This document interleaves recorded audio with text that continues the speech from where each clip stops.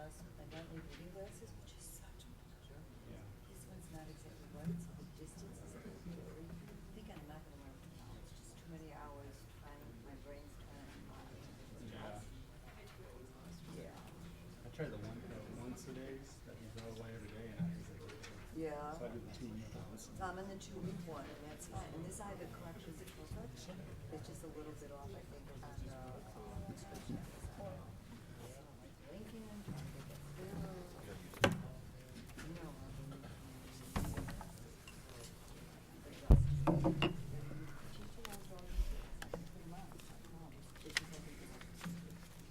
on one eye.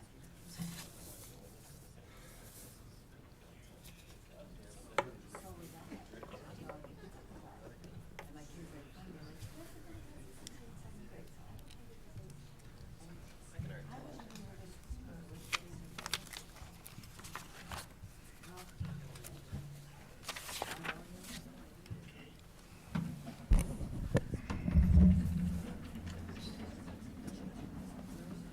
Where's John? Oh, okay. Hey, good evening. Welcome to the meeting of the Skokie Village Board for Monday, May the 15th, 2023. This evening, we will be led in the Pledge of Allegiance by Village Clerk Pramod Shah. I pledge allegiance to the flag of the United States of America and to the republic for which it stands, one nation, under God, indivisible, with liberty and justice for all. The meeting will come to order, and the clerk will please call the roll. Trustee Sutker, Aye. Trustee Here, Robin, here, I'm sorry. Here. Trustee Robinson, Here. Trustee Kuhn is absent today. Trustee Johnson, Here. Trustee Pure Slovin, Trustee Klein, Mayor Van Dusen. Here. We're expecting Trustee Kuhn momentarily. Next item on the agenda is approval of the consent agenda for this evening's meeting. Trustee Sutker, seconded by Trustee Pure Slovan. Is there anything on the consent agenda anybody would like to have removed?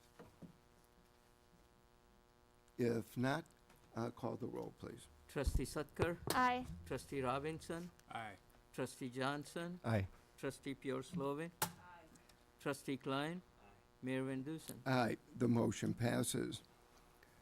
This evening, we were expecting Sam Corsione, Chairman of the Skokie Telecommunications and Technology Commission, to make the Technology Award this evening.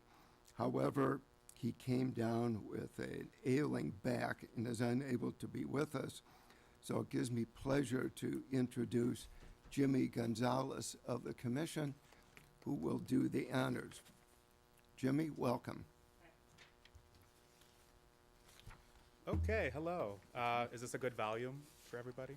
Okay. So hi, I'm Jimmy Gonzalez. Thank you, Mayor and Board of Trustees. The Skokie Telecommunications and Technology Commission, also known as STAT, is very excited to present the annual Skokie Science Fair Award. Each year, the recipient is a dedicated Skokie student who exemplifies scientific excellence through a developed research project that could benefit and improve our Skokie community. On Saturday, March 4th, some of my fellow commissioners and I attended the Regional Science Fair hosted at Niles North High School. The commission reviewed many impressive projects and voted that this year's award recipient would be Niles North student Natalie Ng. On behalf of the STAT Commission, I'm very happy to introduce Natalie. Natalie and Mayor Van Dusen, would you like to join me at the podium? In a minute.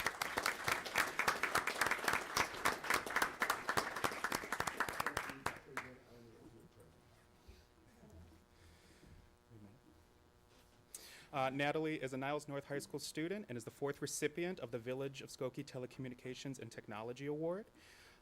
Natalie's project is titled Effects of Digital and Physical Textbooks on Learning. She provides clear measurements on how physical and e-textbooks have a positive effect on students' learning experiences based on reader preference. Natalie's research impressively demonstrates the growth that we are seeing as a society when it comes to using technology within the education system.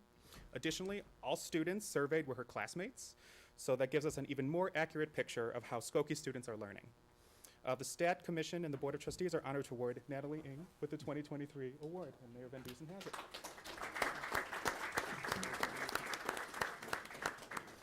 We'll do pictures in a minute. Oh, you want to do pictures? You guys can take pictures, and I have a few other things. While he could not be here tonight, additionally, we would like to recognize Mr. Richard Thielson, Niles North High School science instructor, for mentoring and sponsoring Natalie this year in the science fair. So yay, Mr. Thielson. Great. I would also like to acknowledge the hard work and dedication of the STAT Commission members. I think I'm the only one that's here tonight, but I'll still list them off. As Mayor Van Dusen mentioned, Sam Corsione is our chair, Scott Schamberg is our vice chair. Oh, I'm Jimmy Gonzalez-Vicker, hi. Ken Grossman, Bakat Levy, Syed Mahmood, Avi Nutkis, Christopher O, and Richard Owen. I'd also like to thank our liaisons to our commission, Mayor Van Dusen and Alex Franz. So in closing, thank you, Natalie, for your hard work and dedication to your research and your community, and we wish you all the best in the future. Thank you.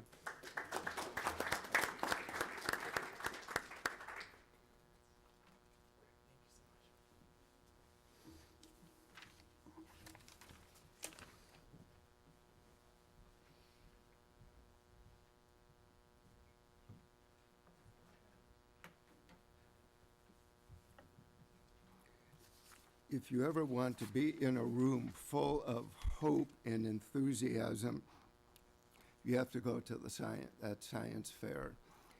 The entire Niles North gymnasium was filled with young people, their teachers, and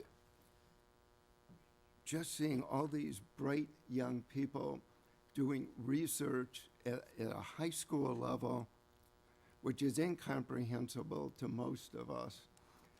They're just wonderful young people, and you can see the enthusiasm of their teachers. There was a massive number of teachers from all over the north suburban area, and Natalie, congratulations, we're very proud of you.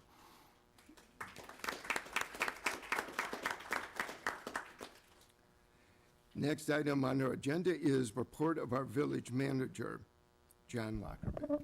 Thank you, Mayor Van Dusen and trustees. Good evening, everyone. Items A, B, and C were approved as part of tonight's consent agenda, and that completes my report this evening. Thank you. Next item is report of our corporation counsel, Michael Lorge. Thank you, Mayor, trustees. Good evening, everyone. Item A on my report for tonight is an ordinance, and it's up for first reading tonight. This ordinance is presented to codify the village board's discussions concerning affordable housing and inclusionary zoning from 2 weeks ago. May 1st, 2023, it was on May 1st, 2023. With great effort and some extensive internal discussions, we undertook to have this ordinance prepared in 2 weeks' time for the first reading tonight. This ordinance is a result of the Plan Commission's presentation to the Village Board, which summarized its listening session, its 2 public hearings, and other discussions. The ordinance encompasses the March 16th, 2023 Plan Commission presentation to the Mayor and the Board of Trustees, and the recommendations contained in the Plan Commission's report concerning affordable housing. At the May 1st, 2023 Village Board meeting, the Mayor and Board of Trustees directed the Corporation Counsel's office to draft an ordinance pertaining to affordable housing and inclusionary zoning.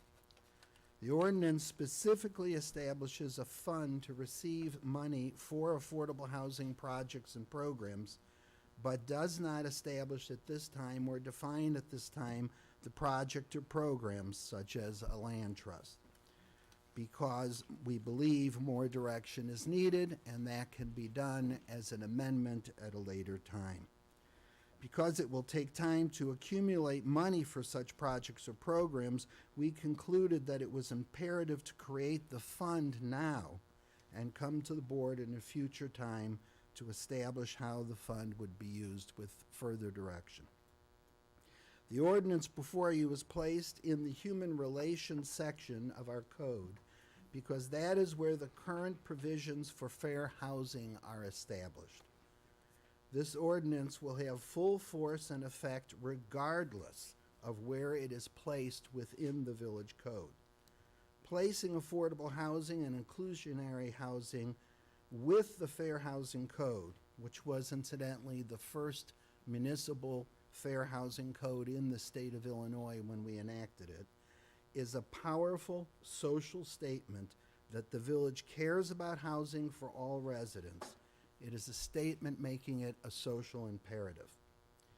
We present this ordinance then tonight, and if there are any questions, Johanna Nyden is also here with me tonight. This was a extensive collaborative effort with many, many late nights and weekend time. Are there any comments or questions? Trustee Robinson. Thank you. I just had a couple of questions. One, I know there's some concern about where it lives, and the question is, can it live in both places, or should it be one or the other? Those of us who are spend time drafting and discussing village code would say to you, what we attempt to do is not create confusion. So it would be very unusual to have the same language in two different parts of the code.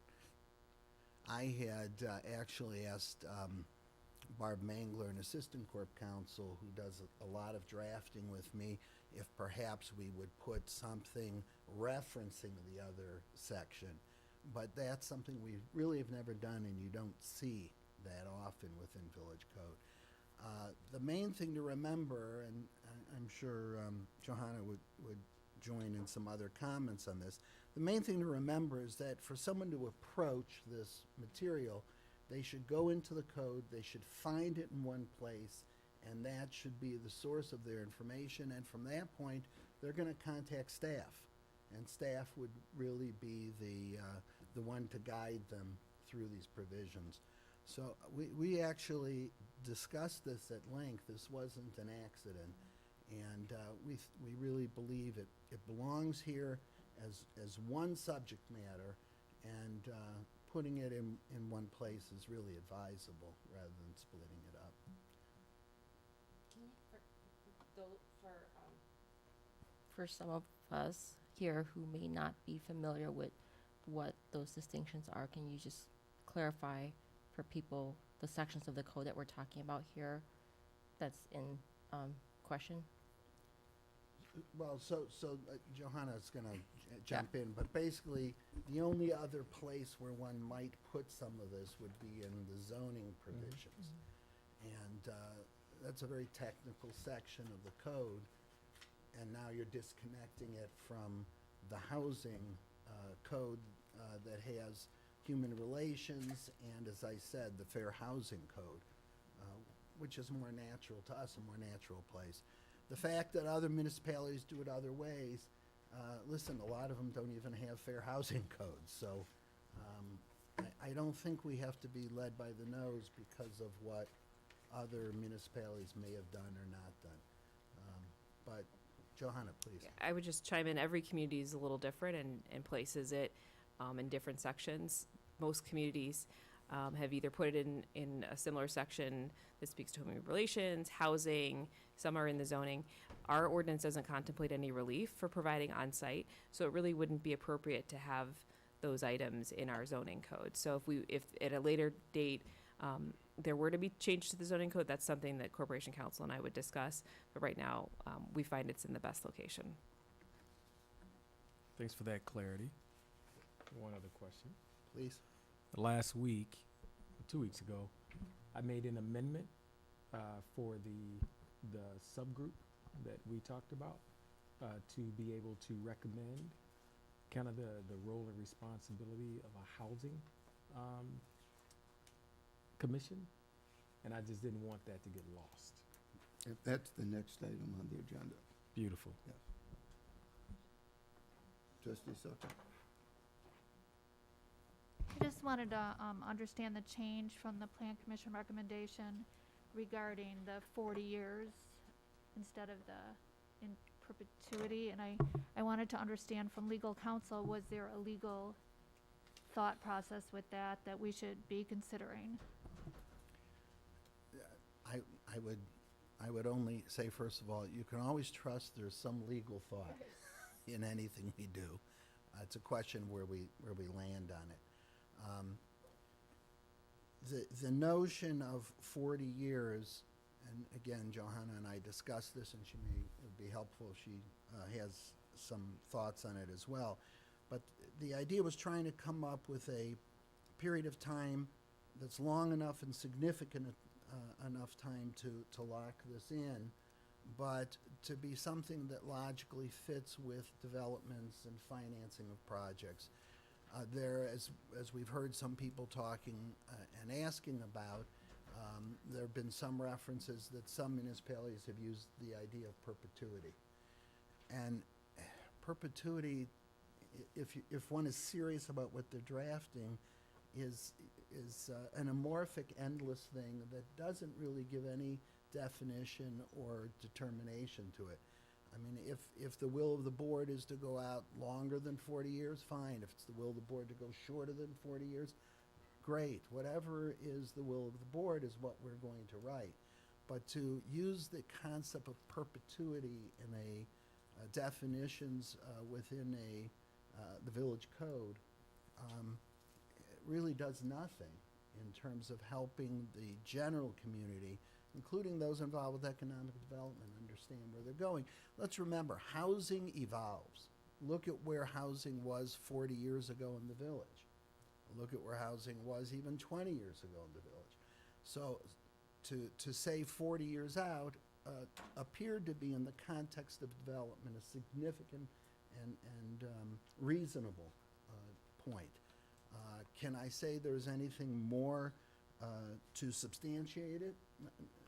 Really not. It was trying to use a reasonable endpoint or demarcation point.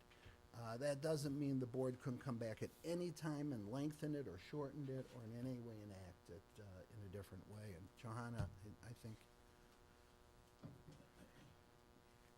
I think you said most of the things I would say, and I would just echo those reflect our conversations about perpetuity and end of time. Housing changes over time. This gives you flexibility. You're starting off, this is your first ordinance for inclusionary housing, so this is a good start. And again, the back and forth that we've had between our two departments over this very compressed 2 weeks, we'd see each other in the hallway and rediscuss pieces of it. So I only want you to understand that it was done with great discussion, thought, and intentionality. If 40 years should be 60 or 20, the board has to figure that out. But we did have a reason why we landed on the 40, and that was trying to project what we understand to be the evolving life of construction, development, economic development, and still locking in what our intention is with this ordinance.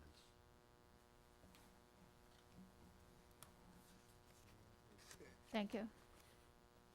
Trustee Klein? Yeah, thank you for explaining the 40 years. I just have a few questions. First, housing seems to be on a 20-year cycle, as I see, and my research on the internet is that the numbers for this sunset is usually, it's either 10 or, like Chicago is 20. So I don't know, 40 to me is 2 generations. So my grandchildren and my great-grandchildren, their lifespan, and I don't have a crystal ball and I can't look that far into the future. So I have a problem with the 40 years, just as far as foresight. I'd like to see that addressed. I have one other question, if I can, or should I wait until somebody hits it? The fee for opting out of an affordable unit was $150,000? Where did that come from?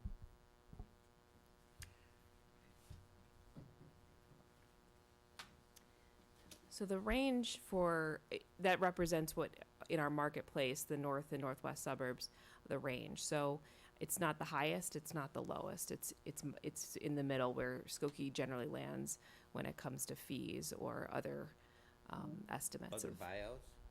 Yeah. I mean, I've seen no data on that whatsoever. So there's a chart. It should have been included in one of the packet materials. It's a big one, and Yeah, it I missed included it. the fee in lieu for different communities. Let's also, again, and these were part of our discussions, let's remember again, we're stepping into something that's vital and necessary, but something that's new for the village. And we don't always, unintended consequences are not always apparent. So we chose something in the middle because that fee in lieu is also important in order to accumulate money to do some of the other projects that are embedded in the concept of this ordinance. And as I indicated earlier, we'll go into a fund and how the board, forgive me, you guys, how the board decides to use that money is yet to be determined. But we want to make sure it's an amount that doesn't unintentionally squelch development, and then we've accomplished nothing and nothing flows into that fund. The vitality of the fund, the vitality of the effort is dependent not just on the certainty of inclusionary housing, but that some money flows into this fund so that there are other programs and projects that could be accomplished for the good of affordable housing. So that's how we chose it. Thank you. Allison and then James. Thank you. So, I agree. This is a great step, and it's vital and necessary for the village. Very proud that we're taking it. Glad that we're still doing it in baby steps, because I think that we are in an unknown territory, and I don't want to make mistakes because we're trying to, take chew off too much. In retrospect, after reading this, discussing it in various ways appropriately with village manager and or council, etc. And because of what we said of evolving life, we don't know, we can't project 20 years, 40 years, etc. I have to agree with Trustee Klein that I'm uncomfortable with the 40 years. I think that that's too large of a gap or for us to evaluate, and I think I would be more comfortable with 20 years. I think that that's enough in the generations, and that we can revisit it again in the future. But I think that 40 years is just too far into the future when we're undertaking a project and a decision that we don't know a great deal about at this time. Johanna, the bonds of the Illinois Housing Development Authority generally are 25 or 30 years. Is that correct? I believe they're closer to 30 years. So But I'd have to that's check one on of the that. reasons. One of the reasons you could pick 30, you could pick 40, but 20 I think is too little. And what you want to try and do, in my estimation, is synchronize our ordinance with the bonds. The Illinois Housing Development Authority establishes bonds for affordable housing. The project down the street is an example of the Housing Authority's bonding. I forget, $20 million, if I remember correctly. And my recollection is they were 25 or 30-year bonds. So I thought this ordinance kind of synchronizes with the investments. So I would be comfortable in being on the same as what the Chicago's doing and what the bonds are doing. So if they're 25, I think we should be at 25. If they're 30 years, we should be at 30. I don't think we have to go past that, personally. Okay. What, does anybody, I'm going, yeah. Let's stay in the bonds, is there any, okay. Well, James? I'll just say that I actually really liked the Plan Commission's original recommendation to have this in perpetuity. I think that kind of established a real like permanence to these affordability requirements. So personally, I would definitely not want us to go less than what's on the table tonight. I would support having this be in perpetuity and making these permanent. But I guess, yeah, I'd like to hear from everyone. It'd be great to hear from others too. Well, it's between 30, 40, and perpetuity. 40 seems to be in the middle somewhere. No, I don't think it should be, I'm sorry, I don't mean to say it differently, but I think that I would like to know the number that the bonds are. We're guessing, I'd like that information. Is it 25 years? Is it 30 years? Is Well, it 40 years? We're- I don't know that every issue is the same. We can ask the housing authority. I think that that's what we should use For- as a. Yeah, okay. That's easy enough. But next board, on June the 5th, we will be taking this up. And it Actually- will include, Mayor, I don't think I've ever corrected you, but our preference, even though it says the 5th, Johanna and I would like to go out 4 weeks, not 2 Oh. weeks. okay, We pushed hard to get this in front of people, to get discussion going, to get people thinking, to lock it in, okay. but so that we're certain there are no typos in this So final product. you're expecting this will be the second meeting in June? June not 19th, Okay. correct, June 20th, then, right? Are we meeting on the 19th? No, It'll be June 20th, yeah. okay. Does everybody have that? June 20th is when the ordinance will come to the board. You know, just to keep the discussion moving, I'll make a motion and we'll see where it goes.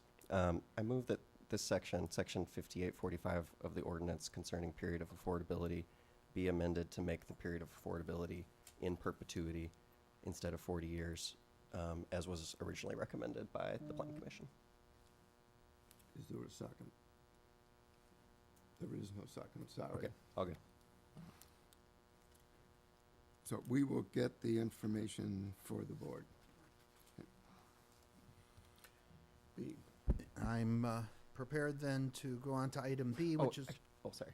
I had another section I really Oh, wanted to. okay. The section I really most was struggling with is the fractional units section. Which one? The fractional units section, 5843.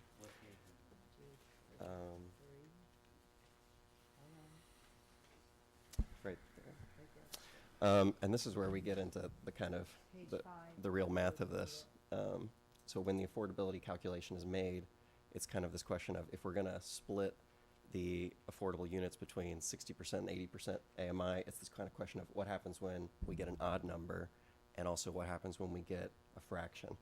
I just want to clarify the language. So in the ordinance, it says that if the result includes a fraction equal to or less than 0.5, or if the result is an odd number of units, then the developer would have a payment in lieu option.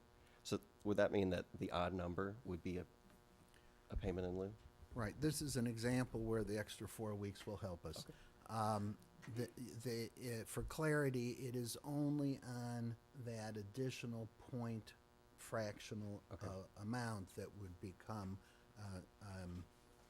subject to in lieu payment. Okay. And so the option, so if it's 10.2, it could roll up to 11 at the choice of the developer, or they would pay in the .2 value into the fund in lieu. And this incidentally is something you won't find in a lot of the other ordinances around town. This is the type of very careful thinking and development that Johanna and I have been going through. There's also a couple of provisions that we created anew in our ordinance that exist nowhere else. And this was not a copy and paste job. So, Johanna, you Yeah. wanna? I think the idea was 11.2 would could generate some addition, how do we find fee in lieu? Because the Plan Commission's desires and recommendation was to put more on-site units. Right. But we also want to find ways to obtain fee in lieu to support other projects. So the under 0.5, the intention was to create an option for fee in lieu for that one extra unit, that Okay. fractional unit. But if it's above 0.5, is to incentivize creating that unit on site. So, say we have an odd number. Say we have a 5-unit requirement, and we're splitting that between 60% and 80% AMI. So we've got 2 units at 60%, 2 units at 80%. What's the 5th unit? Right. So the Plan Commission's recommendation was that the developer selects what AMI Okay. they would choose. So we also, but this was trying to bake in that there's a fee in lieu option for that as well if they didn't opt for the lower AMI. So the idea was to try to give some flexibility to developers, but also find ways to generate that fee in lieu. So that 5th could be a fee in lieu, a payment in lieu? It could be, Okay. yeah. Well, I guess that's my concern, because, with especially smaller buildings, like I was trying to do the math, like say we have a 30-unit building, 5% of that's 1.5. And I guess, so I'm worried about a situation where a developer might say, we want to do payment in lieu for the odd number and the decimal, and then we get 0 on-site units. Does that make sense? They would still have to provide 1 unit Okay. on site. I wanted to kind of just throw up, I was trying to read, because in the Plan Commission recommendations, it didn't specifically say what to do if we had an odd number. So I was trying to think, like, according to what we received, what would be the most kind of obvious based on what their intent was. I was kind of curious if we could just say if there's an odd unit, that be in between 60 and 80%, and that it be 70%, since that would be split between 60 and 80. The single odd unit? For the single odd unit. So say there was a 5-unit building, if the desire is to split it between 60 and 80, it'd be 2 at 60, 2 at 80, and 1 at 70. How does that sound to the board? The planning commission said that it was at the developer's discretion, is that correct? That's correct, Trustee Klein, yeah, So it'd be the developer's discretion whether to choose the 60 or the 80? correct. Oh, yeah, I think, yeah. When you have that, again, 0.6, that's not a full number. We're telling the developer to provide that on-site unit. Yeah. Potentially, and the idea is that we're giving them flexibility. Yeah. I think as long as this ordinance really very clearly specifies that odd number is an on-site unit, I'm comfortable with this. We'll clarify the language and appreciate the 4 weeks to get it done. And again, I would emphasize that there is every intention and commitment to inclusionary housing. But for that which is not fitting with inclusionary, funding the fund for programs and projects akin to affordable housing could also be really vibrant for the community. And there are a lot of good ideas to be developed out of that, and that would be the sole purpose. So we shouldn't feel that we're losing, I would suggest, in that regard. I would just add to that the land trust, we're gonna need funding for that. I would just say, I think I agreed with the sentiment of the Plan Commission and their recommendations that, on-site affordable units is it's a quicker path to getting new affordable units in Skokie than the land trust route. So for me, I really agreed with the Plan Commission's prioritization of on-site units over fee in lieu.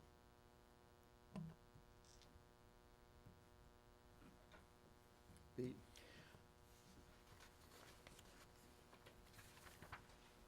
Item B is a resolution on my report for first reading and board action tonight.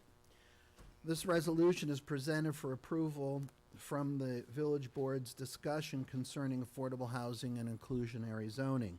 The resolution is a result of the Plan Commission's presentation of the to the village board, which summarized its listening sessions, its 2 public hearings, and other discussions.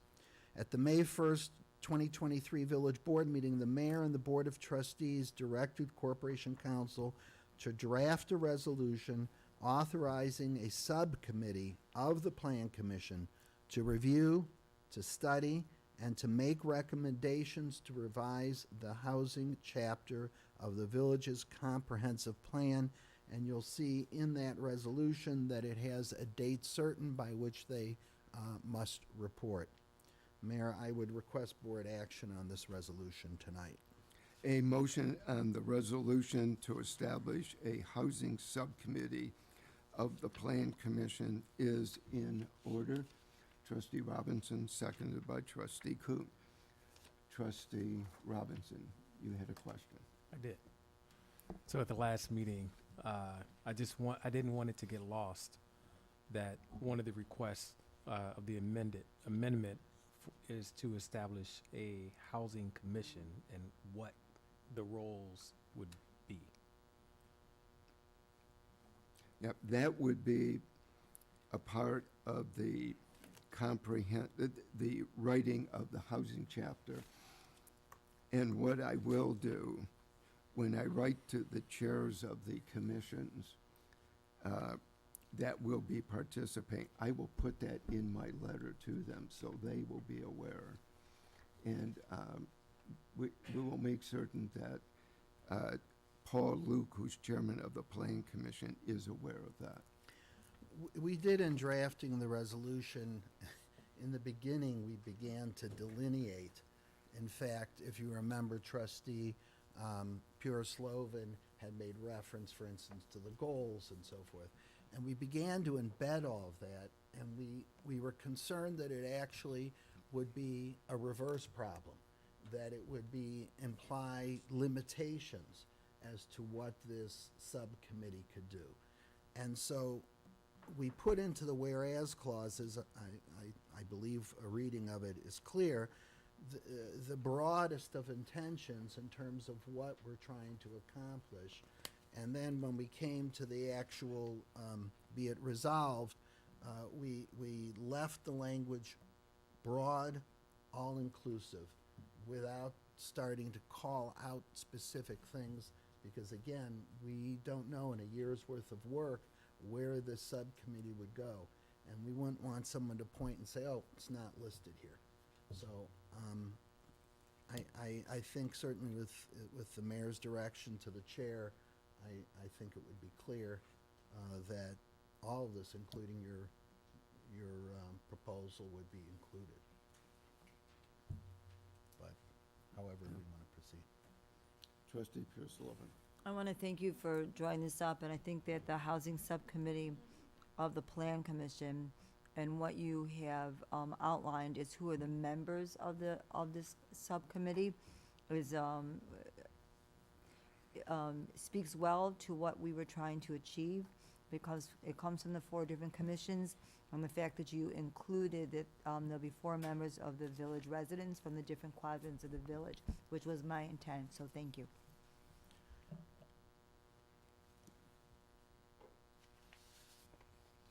You have a question?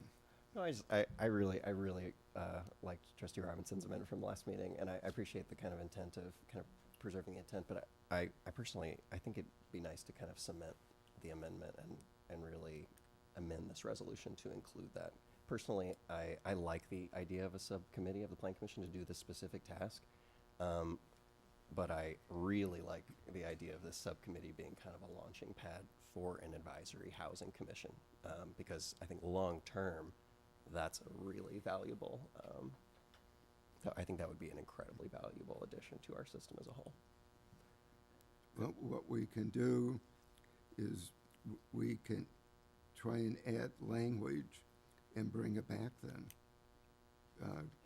If we made an amendment to... I wanted to try and get this done tonight so I could write to the chairs of all of the committees that will be participating and get the names.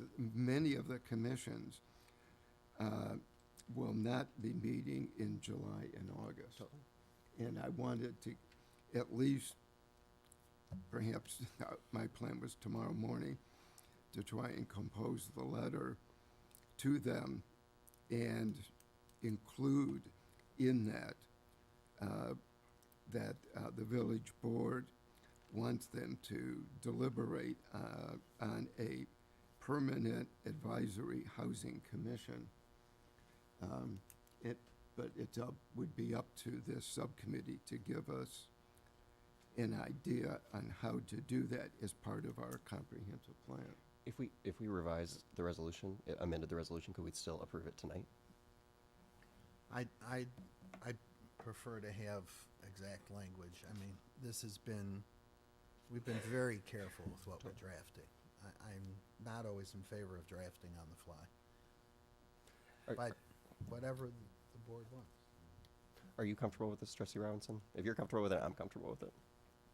I'm good. I think we're on the record. Cool, sounds good. You are most definitely on the record. Are there any other comments or questions? If not, call the roll, please. Trustee Sudgar? Oh, yeah. Okay.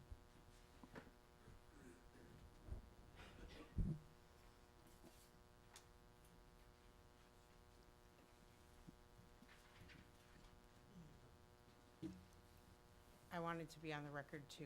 I'm Kimberly Polka. I first wanted to say that I really would like to see the Housing Commission cemented also. I get where you're going and I appreciate the discussion. And that was my little quip about wanting to be on the record. But I really was gonna get up to speak tonight regardless to nobody fall over. I'm glad you're all sitting. Thank you. I am taking this as a meaningful down payment. It is evident that there has been some work put into this. And like I said, it feels like a meaningful down payment to me towards real affordable housing, but realizing that there is somewhere else to go. But it's a good start, so thank you.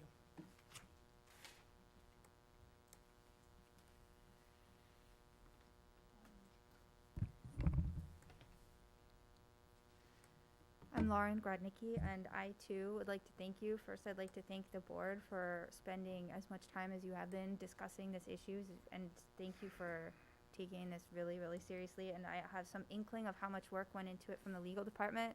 So a gigantic thank you to the legal department getting this, and this appreciating the sense of urgency that this issue has because of the upcoming Westfield development. I urge you to consider making this housing commission something broader than just the purview of a subcommittee on the plan department. I don't want to insult anyone, but this issue is much bigger than a few people who don't focus on this as their day job. And I say this as someone who was at the plan commission meetings where this issue was discussed. I think it needs people who work in this field in addition to the people who already serve on the plan commission, and I also think it needs people who look at housing through a sustainability lens. I think it needs input from the planning department, and there should be an iterative process between this proposed commission and the work that they're doing and the comprehensive plan. I know the staff is already stretched really thin, but I think that having Johanna Neiden and Paul Reese and Alex France and other people who I am omitting at the moment, should be an integral part of those meetings. It shouldn't just be something that meets at the dais once a month, but it should be something broad-reaching with the ability to perform studies and do independent original research. For one of the questions is how many people work in Skokie and want to live here but can't afford it. That was asked by a member of the Plan Commission, but no one had an answer, and it didn't seem like anyone even had an idea of how to go about finding the answer to that question. How many current residents are energy burdened? This is a question intricately tied to affordable housing, but no one on the commission even thought to ask that question. In short, I think this should be much broader than a subcommittee on the Plan Commission. Thank you.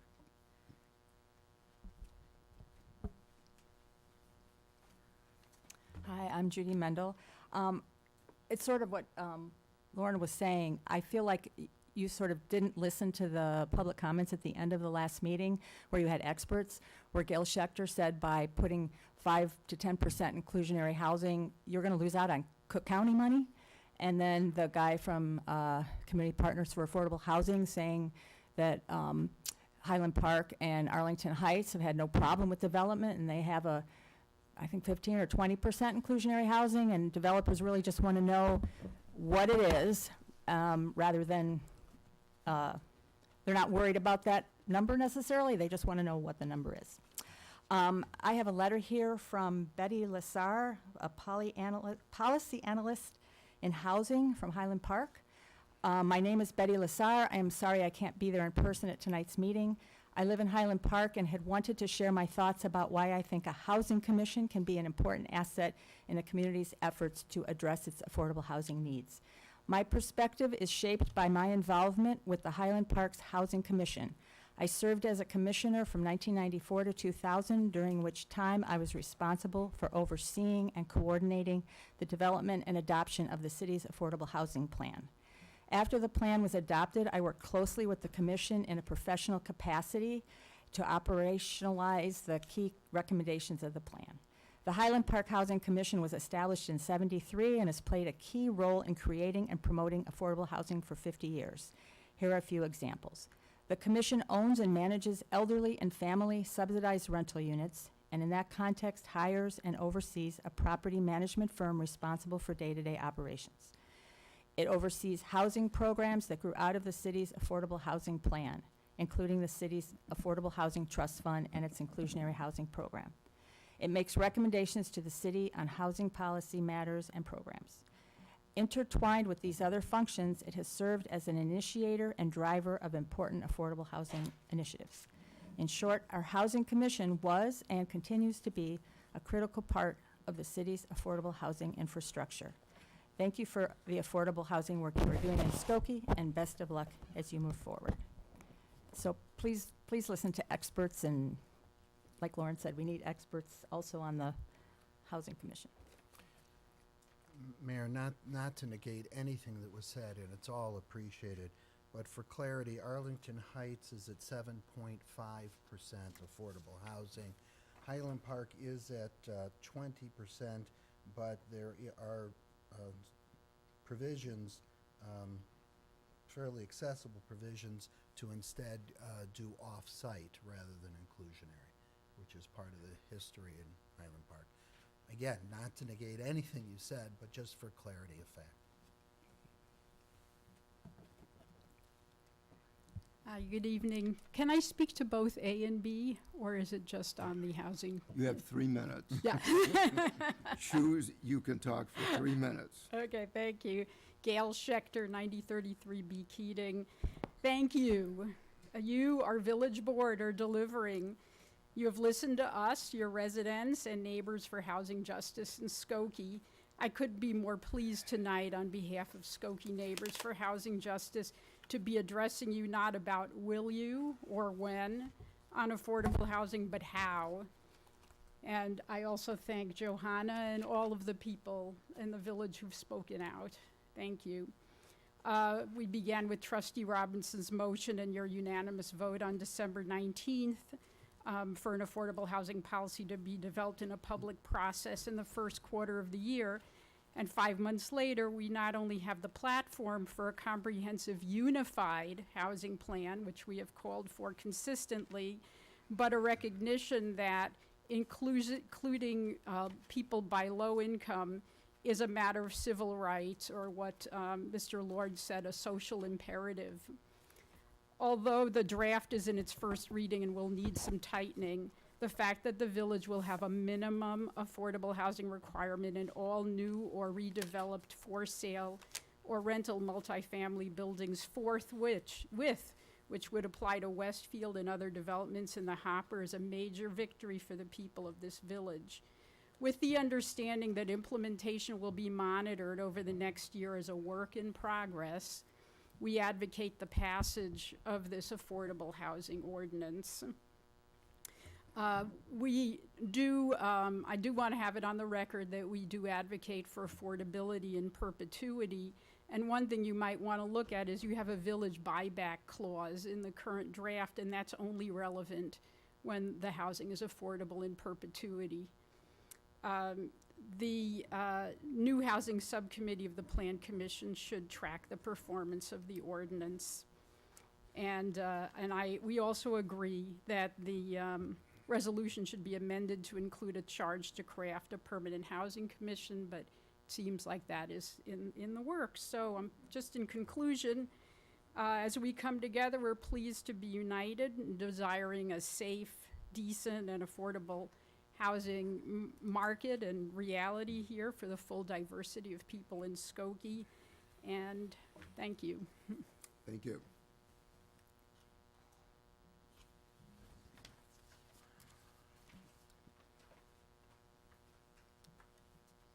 Hello, everyone. My name is Jason. I'm a Skokie resident. This is Mr. Zatz, also a Skokie resident for 45 years. We're both Same house. We're here tonight to, and we're not sure if this is the proper time, but we're here tonight to express our concern about the proposed and signed off on affordable housing mandate.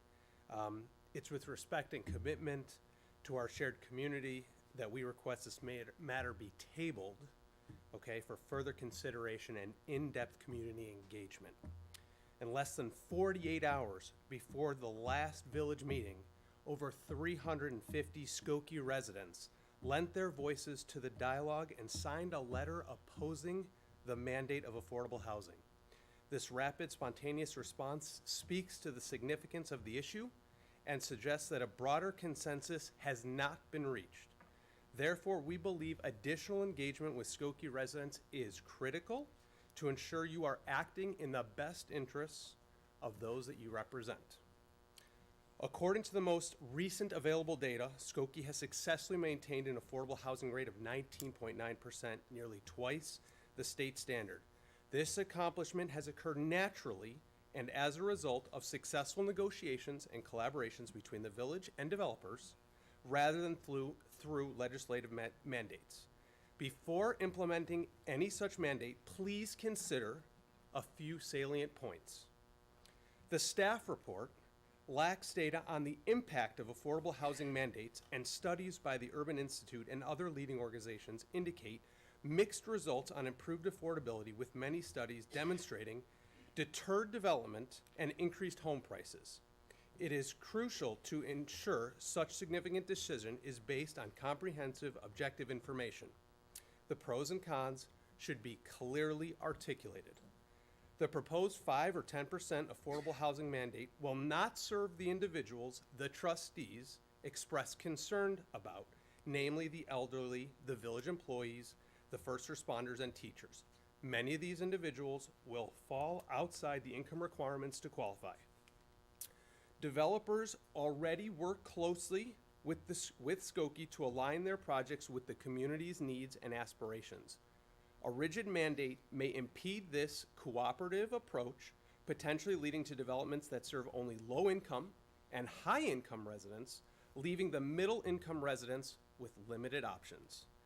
The economic repercussions of this mandate may only become apparent when it's too late, as developers will seek more profitable opportunities in other municipalities, potentially stunting Skokie's growth. We all choose to live in Skokie for its vibrant diversity, safety, and economic stability. I am proud, we are proud of our homogeneous coexistence and the natural development of affordable housing in our community, which currently ranks highest in the North Shore region. However, I Jason? believe, Time's up. can I have him finish for the 3 minutes? No, we don't do it quite that way. Okay, But Thank you very much. thank you for your time. we appreciate it. Thank you. We have a, go ahead, I would request board action on the resolution, item B on my, on the subcommittee. correct. Call the roll, please. Trustee Sutker, Aye. Trustee Robinson, Aye. Trustee Kuhn, Aye. Trustee Johnson, Aye. Trustee Pure Slovan, Trustee Klein, Mayor Van Dusen. Aye, the motion passes. Thank you. Item C on my report is another resolution not dealing with affordable housing. It's for a plat of subdivision at 9318 Lockwood Avenue. The resolution accepts and approves the Hermes re-subdivision plat dated April 23rd, 2020, subsequently revised on August 25th, 2020, for the purpose of consolidating 2 lots into 1 lot for the property located at 9318 Lockwood Avenue in an R2 single-family district. Mayor, I would request board action on this resolution. A motion is in order. Trustee Johnson, seconded by Trustee Pure Slovan. Are there any comments or questions? If not, call the roll, please. Trustee Sutker, Aye. Trustee Robinson, Aye. Trustee Kuhn, Aye. Trustee Johnson, Aye. Trustee Pure Slovan, Trustee Klein, Mayor Van Dusen. Aye, the motion passes. Mayor, that would conclude my report for this evening. Okay, and just to repeat, the ordinance regarding affordable housing will be back on June the 20th, not June the 5th. Correct. That's Okay. our preference. Okay. Thank you. Next item on the agenda is new business, the appointment process for village attorneys. Trustee Johnson. Thank you. As I introduce this agenda item, which concerns potential revisions to our appointment process for village attorneys, I want to start out with just one point. I want to echo something Trustee Kuhn said a few meetings ago, which is that I really agreed with her that I think for this discussion to go well, I think we all need to make sure that it doesn't feel personal and that we make sure this is a really process-oriented discussion. And so I just kind of wanted to make clear from the outset that we're talking tonight about this appointment process. We're talking about positions, not any specific individuals. And so, for example, in my introduction, when I talk about the process, when I talk about like the mayor, I'm not talking about you specifically, Mayor Van Dusen. I'm talking about the position of the mayor and kind of so on. All right, so our appointment process for village attorneys has not been substantially updated since the formal establishment of our legal department in 1957. To my knowledge, tonight's discussion may be the first time that the board has publicly discussed updating this process in the past 65 years. Personally, I think the current process is outdated and not sufficiently inclusive or nonpartisan, which is why I'd asked that this be on our agenda. So the current process. Currently, the mayor appoints all corporation councils, including full-time and even part-time assistant corporation councils, and our code does not explicitly require that these appointments be explicitly merit-based and nonpartisan. Currently, the only role that the trustees have in this appointment process is a confirmation vote, which allows the board an opportunity to essentially veto a nomination from the mayor, though I'm not aware of this ever happening in the past 65 years in Skokie. This appointment process, by comparison, is quite different from our appointment process for village manager, which is more inclusive. It includes the entire village board and is also more explicitly nonpartisan, since our village code very explicitly requires that the manager be selected solely for their professional qualifications and not for their political beliefs or associations. Our manager is even required to follow a code of ethics that prevents them from politically participating in any way in the campaigns of any elected village officials. So our agenda tonight includes a table that was prepared by the manager's office that compares our process for appointing village attorneys to other municipalities. And it's very clear that there are 2 very common alternatives, and I wanted to just mention them. One alternative is to place the entire legal department under the supervision of our village manager and allow the manager to appoint our village attorneys. That's how it's done in Evanston, that's how it's done in Wilmette, that's how it's done in many other places. Another alternative is to kind of forego an in-house legal department and instead contract with an outside law firm. That's how it's done in Lincolnwood, in Glenview, lots of other places. Personally, as I think you all know, I am not really recommending either of these approaches because I think there's really great value in the board getting legal counsel that's independent of our manager's office. And I also think there's really great value in having an in-house legal department that's very integrated and collaborative with our village staff. I think that on those points, I think that we're all in agreement. What I am proposing is that we keep an in-house legal department under the supervision of the village board, but simply update the board's appointment process from 1957 with the intent to make the process more inclusive and limited and more explicitly nonpartisan. And instead of trying to craft a process from scratch, I have simply been advocating that we just copy our current appointment process for village manager, because this process, in my opinion, is substantially better. So as I outlined in the memo in tonight's agenda, I'm advocating for kind of three specific things. First, I'm advocating that we make this appointment process for village attorneys more inclusive of the entire village board. To put it simply, I think the Corporation Council serves as the legal advisor to every single member of the board, which I believe means that every member of the board should have an active role in the vetting and selecting of the Corporation Council. Second, I'm advocating that we make this appointment process more limited in scope. For example, we appoint the village manager, but we do not appoint the assistant village manager. Our village clerk appoints their deputy clerk. In the same way, I believe we should consider allowing the Corporation Council to select their own assistants, or at the very least kind of question whether it is necessary for the mayor and village board to be charged with appointing even part-time assistant village attorneys. And lastly, I'm advocating that we make this appointment process more nonpartisan, and explicitly state in our village code that appointments be made solely on merit and professional qualifications and without regard to any person's political beliefs or associations. I think that that would help ensure that we maintain the spirit of our council manager form of government, which is really intentionally about separating the politics of our board from the actual administrations of our individual village departments. So yeah, that's my kind of introduction to this discussion. Before I make a motion or anything like that, I really want to pass this discussion back to the other trustees, so we can hear more perspectives on this issue. So I'd really like to ask the trustees, what aspects of our current appointment process for village attorneys, if any, do you think should be updated?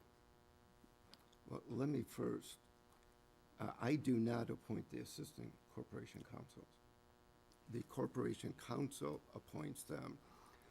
The only way the board approves them is because by state law, we have to pass a compensation and benefits ordinance as part of the budget every year. So, other than that, and all I do is propose to the board a candidate to be corporation counsel.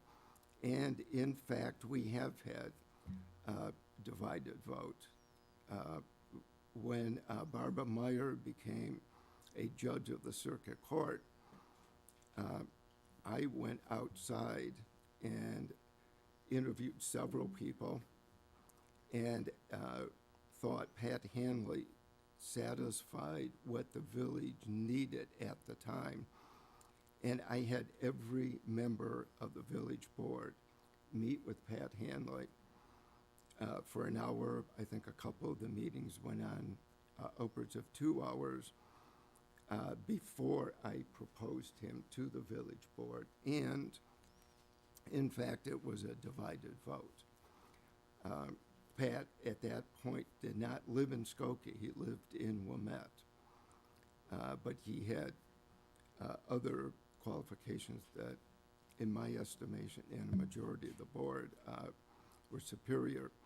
And part of Pat's employment was that he would move to the village of Skokie, which he in fact did.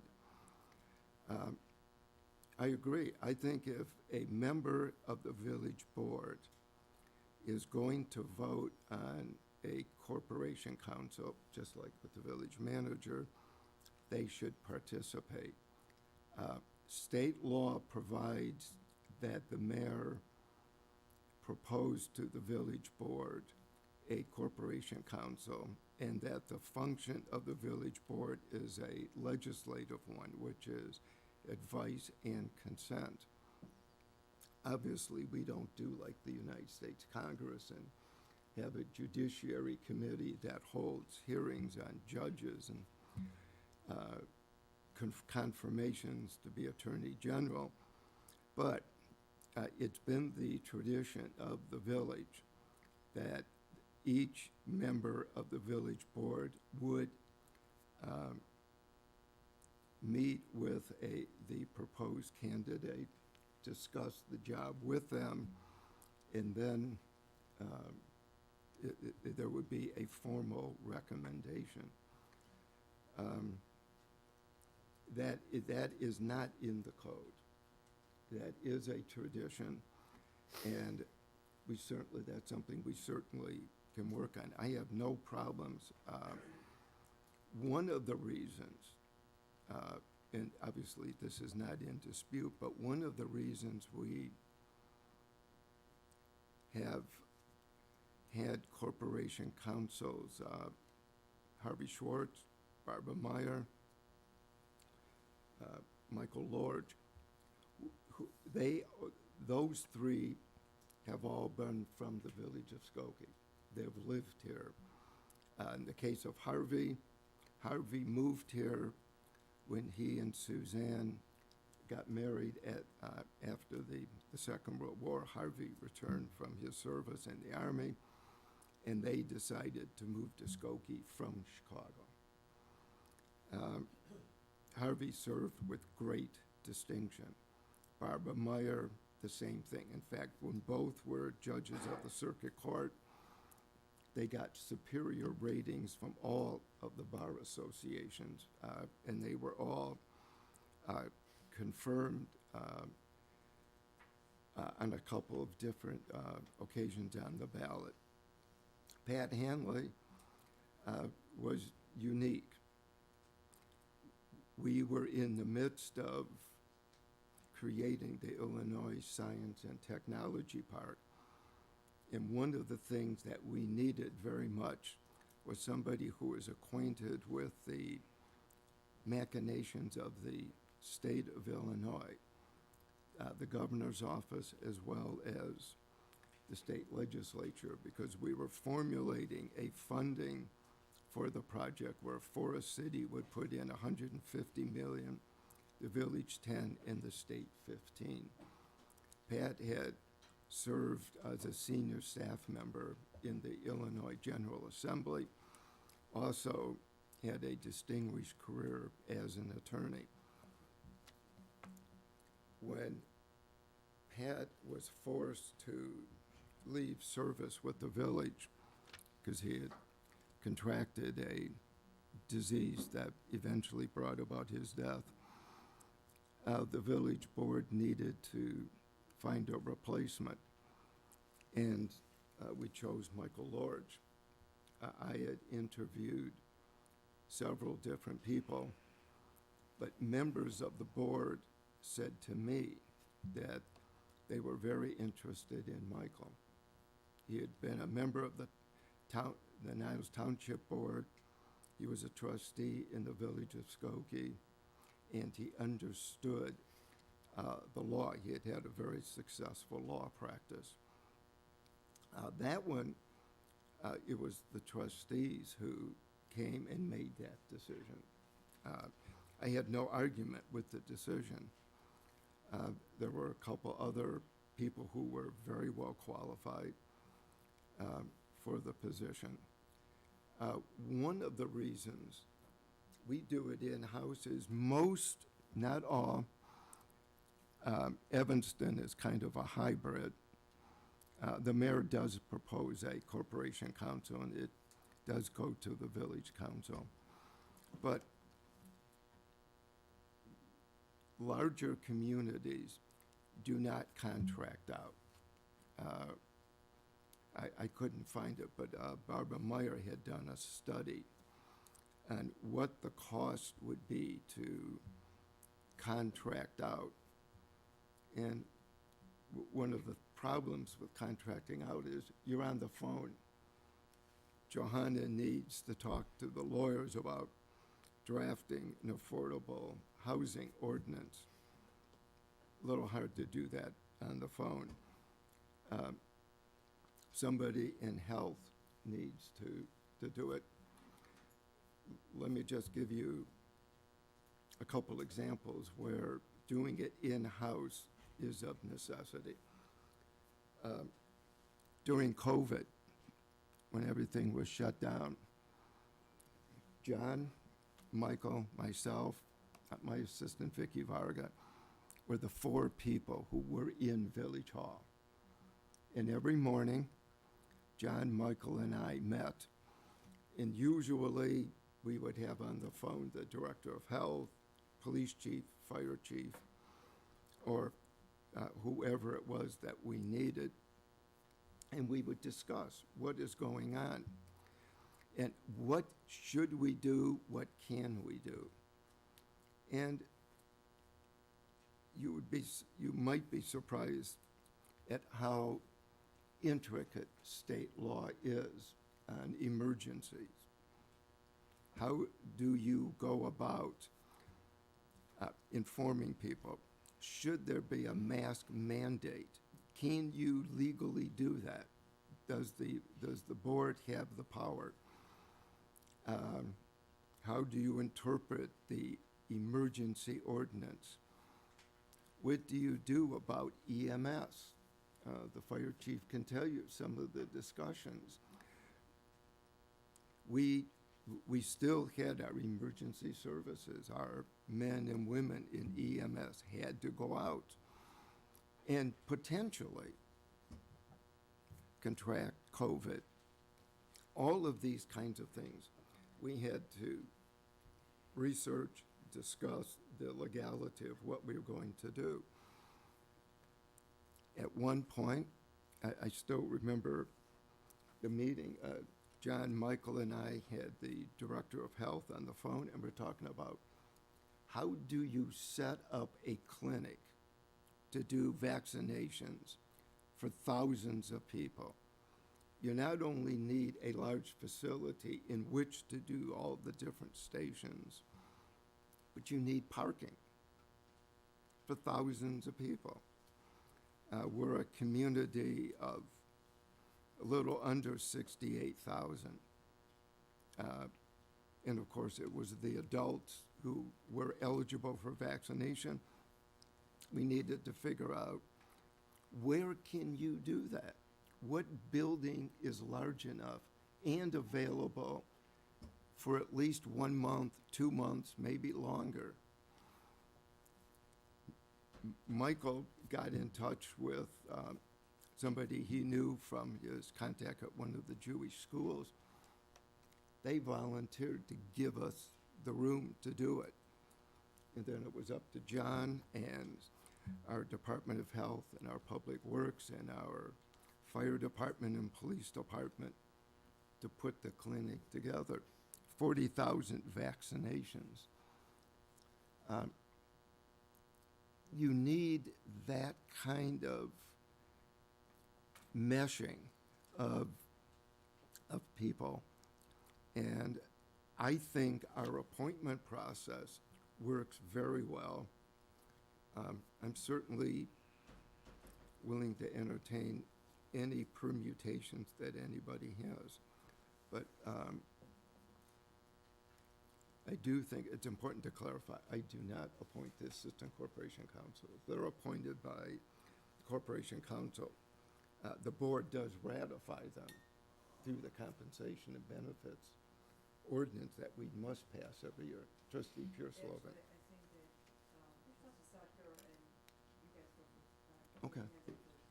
We'll just go around. I would like to clarify the language on this, if that's possible. I mean, I agree with you, Trustee Johnson and Mayor. I do not want to contract legal services outside. I do not want the manager to be in charge of the legal department. I do like that those two are separate, and it's kind of like a check and balance. I would, maybe the language in, sorry, I can't see, in A, I would like to change, like, I think it should say with the advice and consent of the Board of Trustees, and maybe clarify that the process does include resumes and interviews with potential candidates. I don't think we need to redo the whole thing, but maybe it needs to be modified a little bit. And as we're looking at this, I mean, I really, the village manager language, I would say that it's very unclear with what it says there. It says qualifications without regard to such person's political beliefs. I don't really know what that means at all. I wouldn't want to duplicate that. I would want perhaps for it to say, you know, qualifications with the village manager following code of ethics, the village manager's code of ethics. That I wouldn't have a problem with. And my last comment would be, I do worry about the idea of, you know, nonpartisan, or telling people that they can't be part of a party or association. I think that's like not constitutional. So I would be very careful about how that is laid forth. Trustee Robinson, we'll just go around. Yeah, that's fine. Trustee Kuhn. Make up your minds. I would second Trustee Sucker's suggestion in terms of modifying the language regarding the appointment, and consistent to how other municipalities have it. It's with appointed by the mayor with the advice and consent of the trustees. I think being explicit in that the trustees are included in that process as well. I think that makes sense. With regard to the qualifications, you know, I do agree that just having some language in there with regards to the fact that this is a non-partisan position, that they are hired regardless of their political affiliation. So that language should be included in there. Yeah, I think there is an assumption that there are political hires, and that's not the case. And I think we should be explicit about that, and to have that language included in there as well. It's fine. I'm happy to go, Mayor. Trustee Robinson. Thank you. Since we're on this end, I like clarity of language. I do. So I like what you're saying, Trustee Sucker. And of course, I just go back to like, what do we need? And I know that process sometimes can be fluid based on the need. So I think whenever we cross this road, you know, we have to assess the need. And I think finding the most highly qualified person, that person should advise and give consent. That person should, I think, have social capital in the community. I think I don't like the idea of outsourcing it. I think that's not fiscally responsible. And I do value relationships within the village. You know, I think you gave a very good point of knowing and being proximate of the work. That's just kind of what I wanted to add, the fluidity of it. However, I think it can get more clear language along the way. So it's smart enough to give the floor to that side of the room because it echoes much of what I was going to say. The only thing, I agree with in-house. I think that we need to stay in-house. I think it's in the best interest of the village and the residents that we serve. I do take issue in some ways with a nonpartisan process. You don't know who I am, how I vote on a ballot, nor should you ever. My decision should be made for the totality of the residents of what I think. You don't know if I'm a Democrat, Republican, Libertarian. I don't even know how I identify half the time. No, I'm kidding. So I think that we have to be very careful, and every decision we make up here should be nonpartisan, and how you vote in your ballot, it's really none of my business for anybody who works in the village, anybody who serves the village, or any resident of the village. So that language makes me nervous. That's not the democratic way. We all have a right to be who we are and to vote in a democratic process. Thank you. Ralph, did you, you were leaning forward. I don't know. I look at things totally different. Not totally, but we all know historically, to farm out our legal thing is cost prohibitive. Most of the things that we have done, I just, remember the, assault weapons? Michael, how much time did you have to do the assault weapons? You mean the original? Yeah, the one we voted on. State legislature, What, 10 for days or unknown something? reason, gave us barely 10 days. Yeah, so we could not have passed that. And I'm sorry to interrupt, Go but on. we beat out almost every other municipality up and down the lake shore, which later created problems for some of our near neighbors like Deerfield. Because they couldn't And- move quick enough. And we ended up having to join in an amicus brief to try to help them resolve that problem. I do remember that. So that's the point I wanted to make about in-house or to go out. The other thing is, oh God, I hate to do this. I know it's personal. I know it, we all know it from the executive session that Mr. Johnson wants to release a portion of the transcript there. So we do know it's personal, so I really don't know if we have a problem. Having somebody who is politically astute, politically aware is capital. Mayor and Michael, and I think John are working on the distributive fund right now. We've been discussing the distributive fund. You want to tell us about the distributive fund? Do you even know what it is? Do you? Do you know the numbers? You don't. He has political capital. He can help us with the distributive fund. It happens to be one of our major sources of revenue in the village. That's the point I want to make. I know it, you know it, it's a personal affront. So, I won't beat any more drums. Thanks for the time. I will just want to say, I agree with everyone. I think an in-house legal department is the way to go. Honestly, out of all the possible alternatives, I think outsourcing it might be the worst out of all possible alternatives here. I really agree with what Trustee Robbins said. The process is fluid, and so the actual text of our village code hasn't been updated. Not a word has changed since 1979, and so for example, Mayor, you talked about how in practice, the scope has always been kind of limited, and it's been the corporation council's job to appoint assistant corporation councils. Yep, that's not really reflected in the actual text of our village code, which says that the corporation council and assistant corporation councils shall be appointed by the mayor with the consent of the board.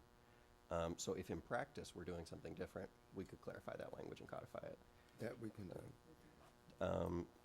In terms of kind of an inclusive process, if kind of historically in practice trustees have had a role, if at the very least the role was to be able to kind of sit down and interview the final nominee, I'd love to make that more expansive, kind of like from my understanding, when John was appointed, from my understanding, trustees got to meet with lots of candidates and kind of see applications and all kinds of stuff. It was more than just kind of getting to meet the final person. Yeah, bear in mind, I don't mean to interrupt. Okay.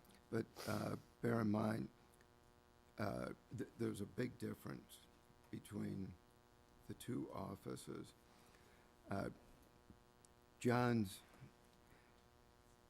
responsibilities include police, fire, health, finance, economic development. depending on how you count it, 325 to 350 personnel. Corporation Counsel is a small law firm. And with the hiring of the manager, first of all, the previous manager was with us 30 years. I believe he was manager 25 years. Is that right, John? Yes. So we don't do it very often. Right, John? That's right. Unless John had something he wanted to tell us tonight. But, and state law is somewhat different, but the Corporation Counsel is a lawyer who oversees a law firm of 4 lawyers. 3 full-time. 3 full. 4 counting myself. Yes. And at least heretofore, with each trustee interviewing a candidate, what we did with the village manager was we hired an outside firm to manage the recruitment and the hiring. We went out and Heidi Voorhees was the firm, and she did all kinds of advertising, and we got, I think it was 65 or 70 resumes back. She went through all of those, narrowed it to 3 or 4 finalists, and the village board interviewed each one of those finalists. I don't know any municipality, even the city of Chicago, you would know more about that than I do, that does that kind of, goes to that expense to recruit the Corporation Counsel. That's, it, I think it took us, was it 2 months? Maybe 3. Maybe 3 months. I don't think that is necessary. And since I became mayor, we've only really had a transition a couple times. Barbara became a judge of the circuit court, and then Pat Hanley, who was with us, I think 7 or 8 years, and then Michael Lord. So it's not like it's that we need to hire a recruiting firm to do it, but, and there's no shortage of attorneys in Cook County. The last thing I just want to comment on is kind of in response to you, Trustee Pierce-Lovin and Trustee Secker, about this kind of language of nonpartisanship. I agree with you, Trustee Secker. I think even the language in the code section on village manager is overly vague. I really liked your suggestion about incorporating some of the language in the code of ethics for our village manager, because I think that, to me, is really the crux of kind of what I'm trying to get at. For me, it's not about their political affiliation. In the code, just to, so we're on the same page, in the code of ethics that's part of our village manager's contract, one of the tenets is that they refrain from all political activities which undermine public confidence in professional administrators, and to also refrain from participation in the election of the members of the employing legislative body. And so those parameters still allow that individual to have their full free speech rights, political free speech rights. So it's not it kind of puts some guardrails on there without it being anti-democratic. Mayor, I think that we, language yeah, actually came sorry. from John and from ICMA. Yeah. John asked for that language in his contract, and his predecessor, Al Rigoni, also had asked for it. I don't mean to I think John will understand, it's boilerplate for the Managers Association. In the village, employees are restricted in their political expression to the extent that they may not do politics on village time while they're working. But outside of their work, village employees can exercise their First Amendment rights. And that's part of the village code. So, and that includes the Corporation Counsel's office as well. So, let me see if we can figure out some language and bring it back.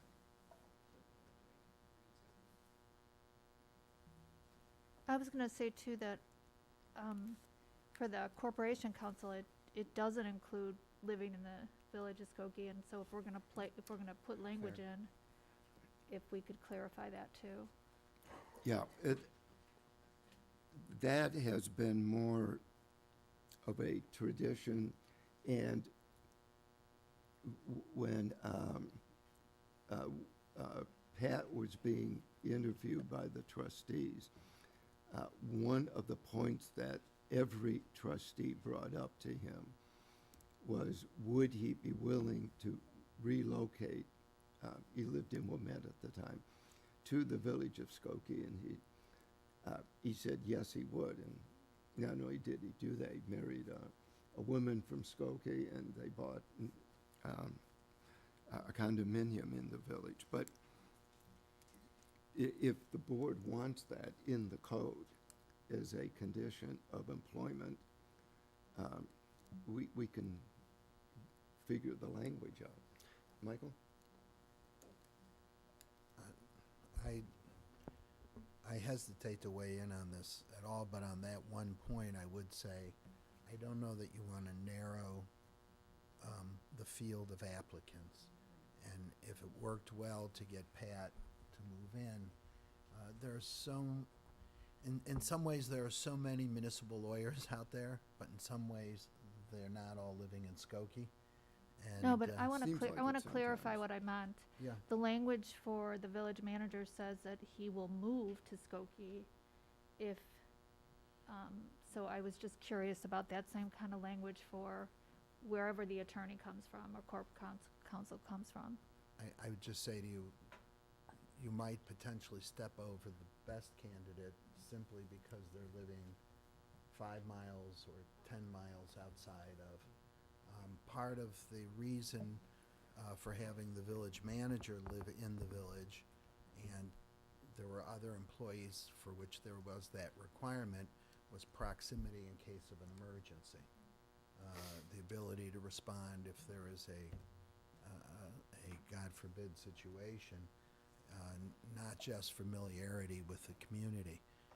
And in this day and age, we're finding that the ability to get into the heart of a matter, it can be done on so many different ways. I can think of many, many really fine municipal lawyers who are unlikely to give up their view of the lake or whatever other neighborhood they're in. That's something that certainly could be a point of discussion. I think, but I do think there is a value to having the manager, the assistant manager, and the corporation counsel, and others live in the village. There's something about having to stand in line at the grocery store and have somebody turn around and say, you're the corporation counsel, you're the village, I want to talk to you about my alley, or Mayor? whatever it is. And there is a reason, and I think it's worked out extraordinarily well for us. They have the corporation counsel living here, but I'm open to be persuaded otherwise. I was gonna ask if we can keep this for discussion for when the language comes back, because honestly, even before Mr. Lurch spoke, I was thinking that I would not want to limit it to somebody who has to live in the village, just like we don't with our fire department and our police chief, et cetera. So I think we have to be open, but up for discussion. Doesn't mean that that's the right way, but I think there's different viewpoints here that we should discuss at length. Just before we wrap up this agenda item, I think, I see some people in the audience. I'm wondering if there are people that wanted to give public comments about this, but I was also wondering if maybe I was going to kind of request, since trustees Secker, Robinson, and Kuhn, since you all suggested kind of specific word changes or kind of specific clarifications, I wonder if maybe we could just have a few motions to just kind of give some clarity of the kinds of direction that we'd like to give staff to kind of direct what we'd like to come back to us. I think they took notes.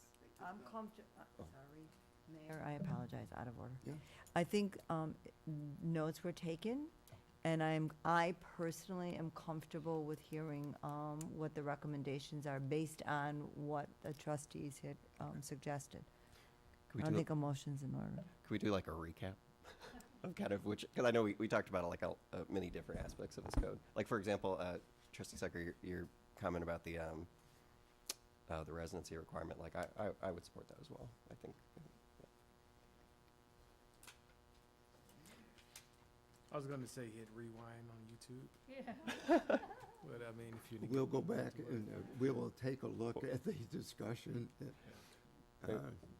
see if we can't come up with language, but give us a little bit of time. All right, thank you. Next item on the, if you could do it now or under public comment, do it now. That's fine.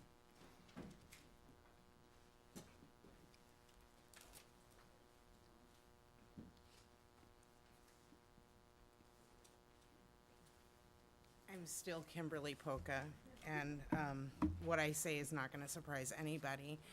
You had mentioned that there is the appearance that there are political appointments, and I want to reiterate that there are things that people see that make an appointment that may not be a political appointment be a political choice per se, but really does feel like that to me specifically. There happens to be somebody in this room who's not up there, who said to a friend of mine during the election cycle, "I know where you live," as a threat when they were volunteering for the caucus party. If that was an employee of the village, it would be a problem. But he was volunteering with an employee of the village the next day. This is where it could give the perception. So I understand that Manager Lockerbie requested the apolitical whatever language that is boilerplate to be included in his contract. Thank you for doing that. Nick Wyatt has been very professional with me, and I would not know where he stood on political issues regarding this village. I do know where people in the corporate counsel's office stand, and it does not give the public the perception that the employees of our village are apolitical, and it is inappropriate. So while Manager Lockerbie may have asked for that language to be in his contract, I am asking for that language to be in the ethics code of the corporate counsel's contract.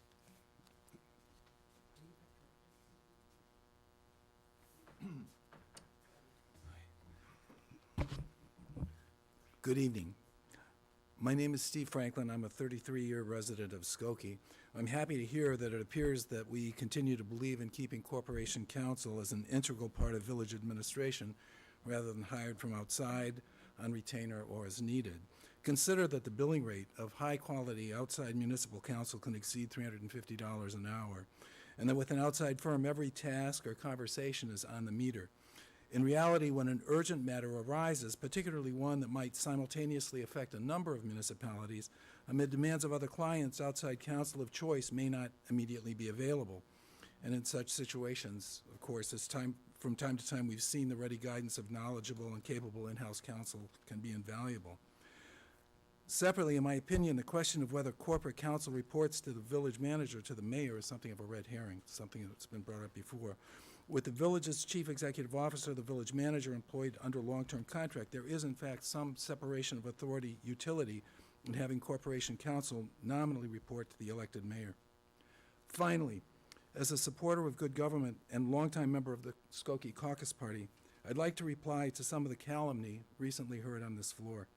For over 60 years, the exclusive concern of Caucus Party has been the welfare of the residents of Skokie as delivered by honest, efficient, and effective local government. The party is hardly exclusive. Membership costs all of $10 a year, and anyone can join. Caucus Party encourages thoughtful, engaged residents to take on roles in village life with no regard as to whether they've previously been engaged with caucus. In fact, of 217 people currently serving on village commissions, fewer than 10% are Caucus Party members. Even of our present village trustees, and thanking each one for their commitment, not all who were part of the most recent caucus slate previously were caucus members. Summing up, Skokie's a great place to live and to raise a family. Let's just ensure that initiated change is positive and not poke sticks in our own spokes. Thank you. Thank you.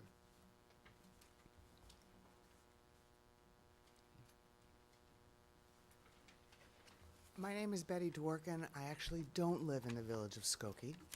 Sorry. But I own a business in the village of Skokie. And I have worked with Michael many, many times, and John, and the mayor, many times with issues that have arisen. And it's been extremely important to us as a business to have that separation between the two of them, because there have been things that have come up that need to be separated. Michael has always been a supporter of my business. He's always been helpful to the business. Many of the trustees here come and shop in our business. It seems to me, it does feel, sitting out there not knowing what's gone on in the past, it does feel very personal. I just wanted to voice that Michael has helped us tremendously. Thank you. Thank you. Thank you.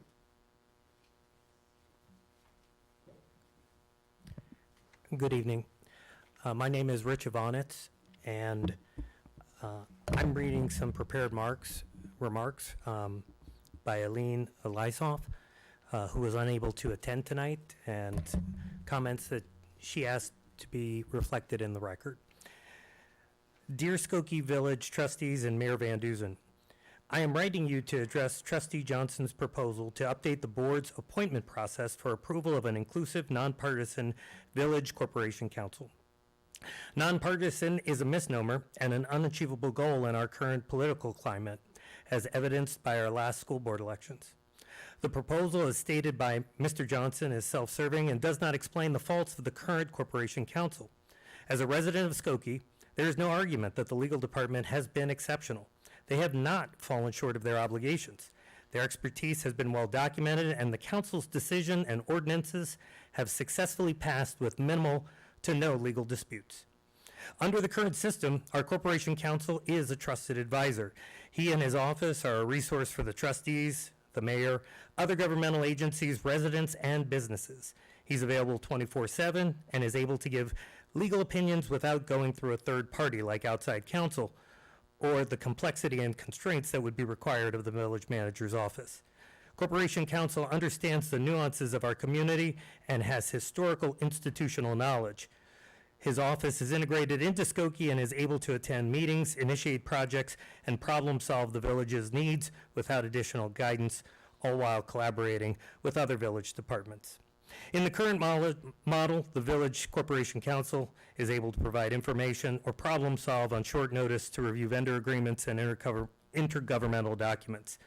Corporation Council is a direct point of contact for outside attorneys and legislators, including briefs and joint legal action.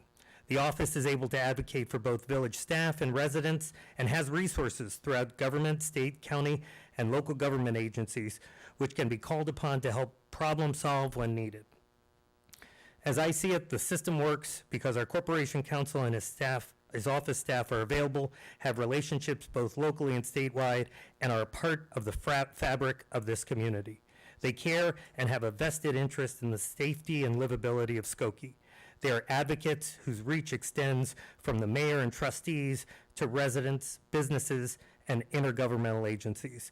Losing these working relationships would be nothing short of a hardship and a loss of an advocate for the residents and businesses that live and serve this community. Lastly, the recommendation of outsourcing corporation counsel is a terrible idea. It removes the advocacy role of the corporation counsel and leaves a void in the triangular relationship between the mayor, the village board, and the village manager. It is also fiscally, thank you. Thank you for your time. Yeah, we'll make that part of the record. Thank you. Thank you.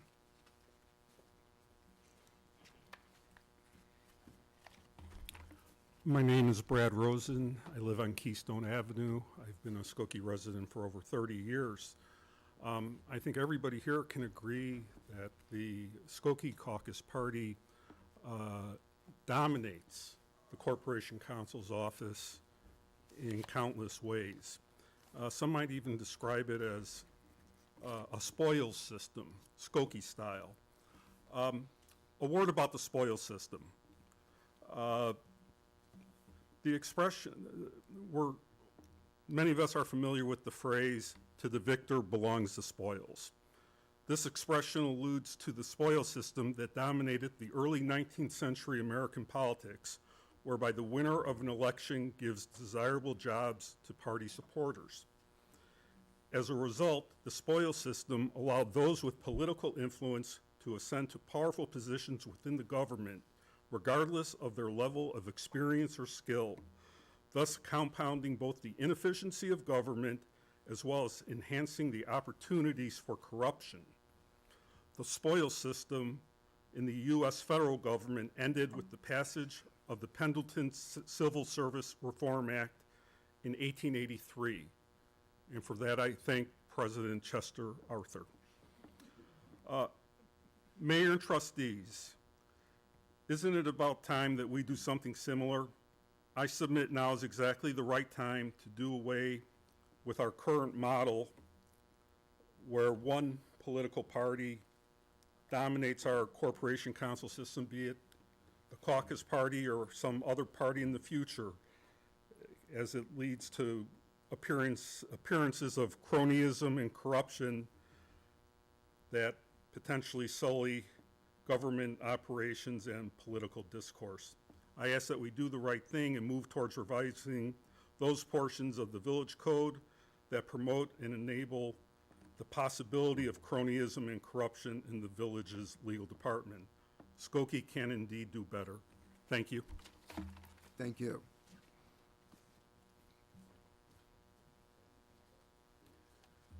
Brian Clark. I live on the 7900 block of Tripp. A couple of things to point out. I'm an attorney, been licensed for about 40 years now. Over 35 of those years I've been in-house with corporations, both in the legal department and managing it. So I resemble the corporation counsel's role in many ways. Seems to me that the comments and the trustees' comments indicate we're in violent agreement that in-house is better. I would agree with that. Having spent most of my time in-house, I certainly understand the need and the point of having that efficiency. A couple of points I think are worth considering here, though. First, I've seen a legal opinion about the Illinois Municipal Code, and if we have a statutory manager form of government here, I'm not sure state law actually mandates or allows for us to have anyone other than the village manager make the hiring appointment of those who report to him. I'll provide that legal opinion to you so you can take a look and see whether I misunderstand the code or whether it's incomplete. And it may be that our ordinance as of 1957 needs updating for that reason alone. In any event, if the Corporation Council's position is as important as the village manager, which is, there are only two positions, as I understand it, by ordinance that require the kind of process that's in place to hire the village manager. I think it is very strongly important that an appearance of impropriety and an appearance of being sort of above things be maintained.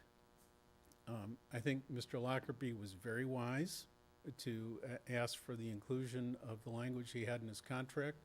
It leaves him in a position where he can do the right thing without regard to his own political leanings. We all have a right to our own political leanings. We just don't have a right to be hired as corporation counsel.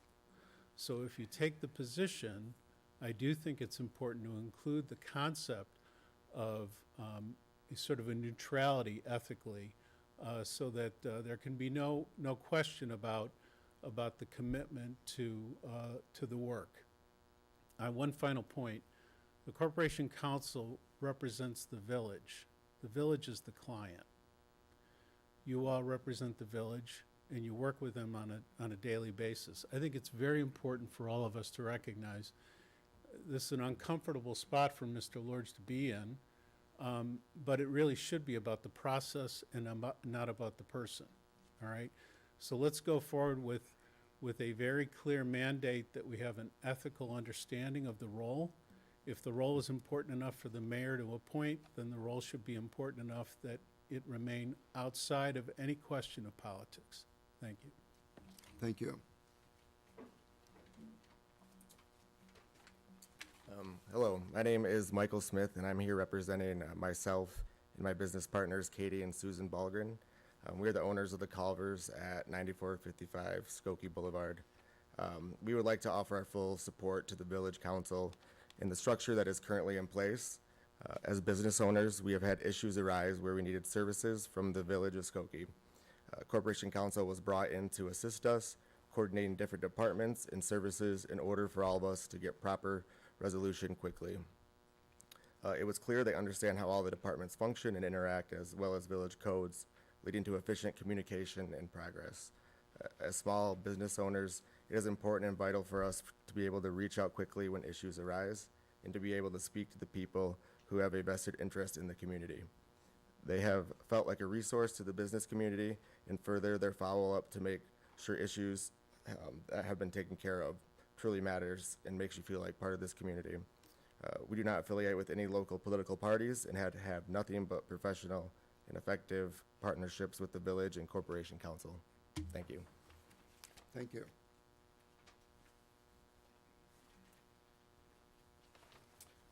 Hi, folks. I'm Mark Collins.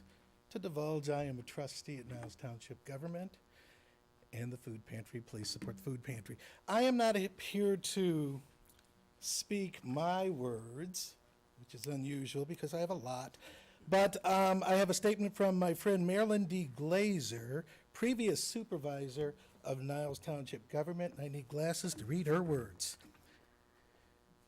The discussion concerning the Office of Corporation Counsel is important enough that I wish to share with you my experience and to make my views known.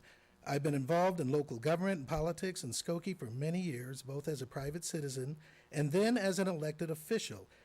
As a trustee first, and then as supervisor of Niles Township Government, now retired, I worked with the Village of Skokie on many occasions and with the Office of Corporation Counsel.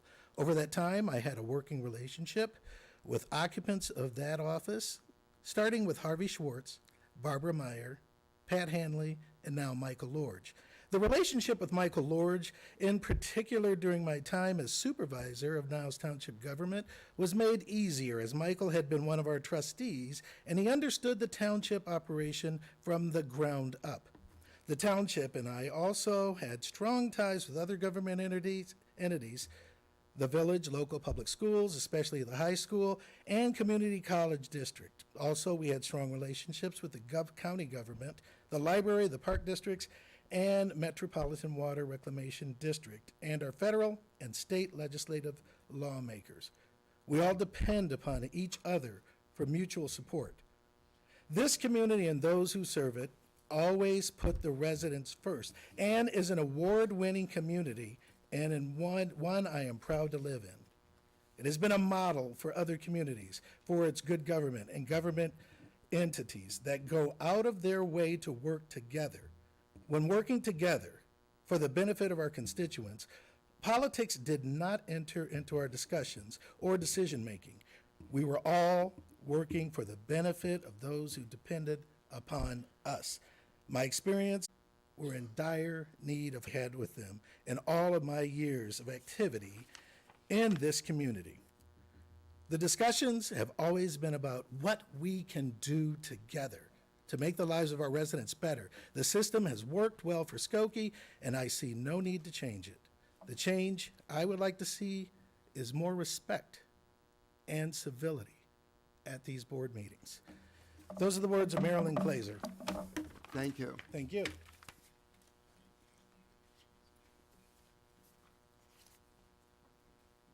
Hi. To me, it's like this whole discussion is not about firing Michael Lorch. It's about moving forward.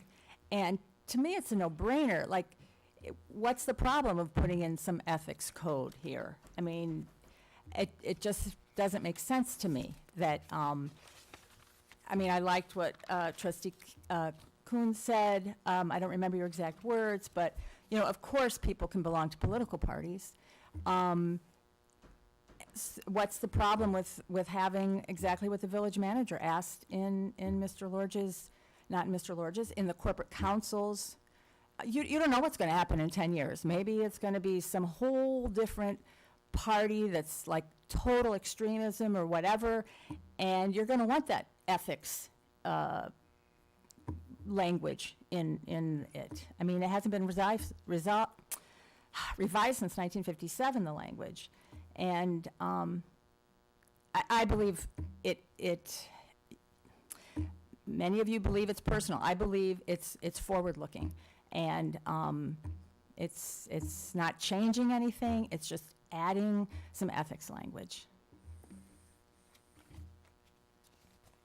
Thank you. Next item on the agenda are 3 Plan Commission cases, and Johanna Knighton will guide us.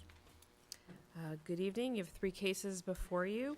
2023-07P, a zoning map amendment. 2023-08, a subdivision. 2023-09P, site plan approval. All relate to 8,000 East Prairie Road.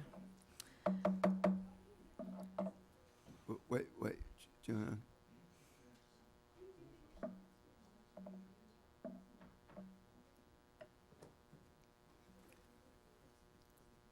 Okay, yeah.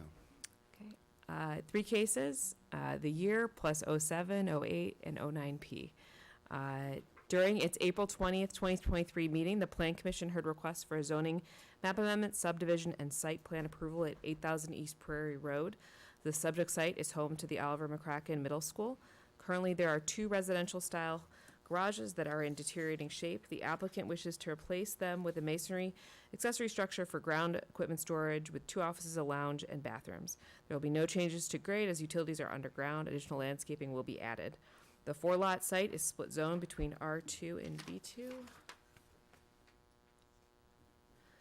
and are in multiple subdivisions. Both districts allow the use of a junior and middle high school. However, B2 offers greater flexibility for future development with higher building heights and no front yard setback requirement. Staff advised the petitioner to rezone the site and consolidate the parcels into 1 new lot, as Cook County does not allow tax parcels in separate subdivisions. The subdivision will include a 2-foot wide right-of-way dedication along the south side of the east-west alley to bring the alley into compliance, as well as a 15 by 15 foot wide dedication at the northeast corner of Oakton and Crawford to place the public sidewalk entirely within the public right-of-way. Site plan approval is required because modifications are being made to the site, which is an acre or larger in site. The Plan Commission unanimously recommended approval of these items to the village board by votes of 7 ayes, 0 nays, and 2 absent members. Staff is also in support of this application. We have 3 votes that we need to make. The first is the zoning map amendment Plan Case 2023-07P. Motion is in order. Trustee Pierce-Slovan, seconded by Trustee Klein. Are there any comments or questions? If not, call the roll, please.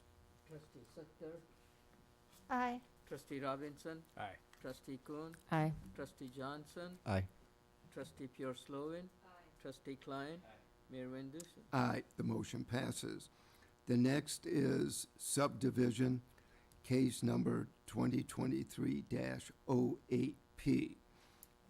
Motion is in order. Trustee Sucker, seconded by Trustee Robinson. Are there any comments or questions on the subdivision?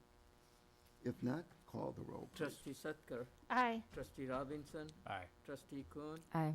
Trustee Johnson, Aye. Trustee Pure Slovan, Trustee Klein, Mayor Van Dusen. Aye, the motion passes. And then finally, site plan approval, 2023-09P. Motion is in order. Klein, Johnson. Any comments or questions? Call the roll, please. Trustee Sucker, Aye. Trustee Robinson, Aye. Trustee Kuhn, Aye. Trustee Johnson, Aye. Trustee Pure Slovan, Trustee Klein, Mayor Van Dusen. Aye, the motion passes. Thank you. The concluding item tonight is public comment.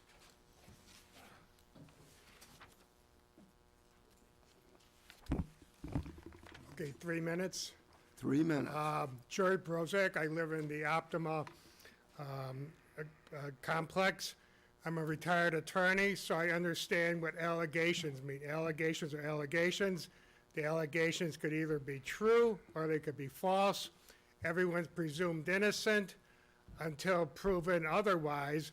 So the allegations that Trustee Johnson makes are just allegations, and I only look at the allegations. Whether they're true or false, I presume they have to be proven.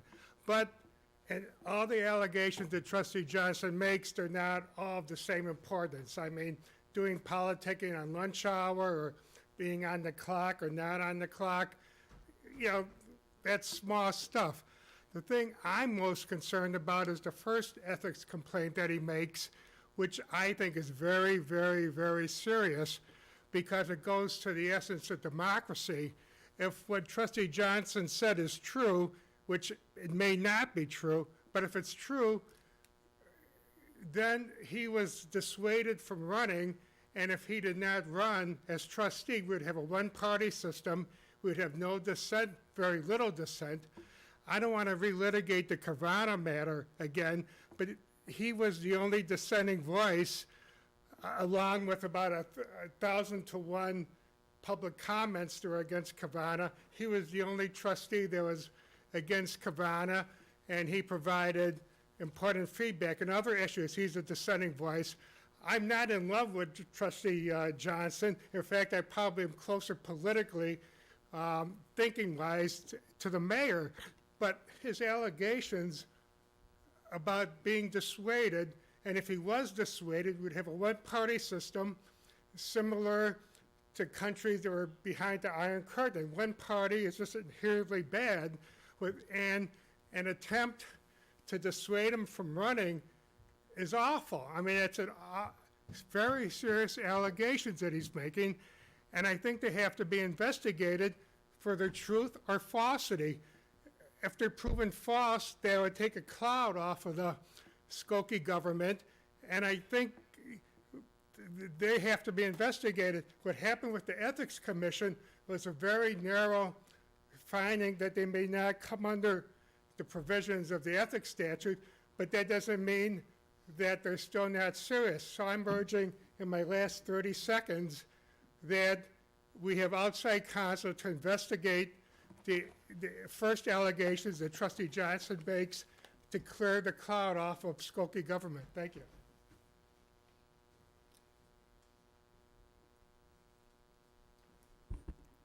Since it's now May 1st and there's a new budget, I'm curious, Mr. Lockerbie, has a lawyer been hired for the referendums? It's a very important process that's unfolding, and no, there has not yet been an attorney hired. Do you have any idea when? Are you still talking to multiple ones, or? It's an important process, and I'm not ready to discuss it this evening. Thank you for the comments and questions. Okay.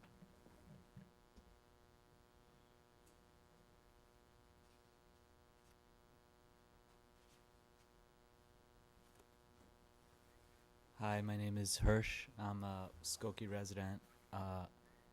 Totally unrelated to anything raised tonight. I just want to say that the implementation of the new refuse collection being cut down to 1 week has not gone well for me. I drove down my alley today, and about half the garbage cans were overflowing.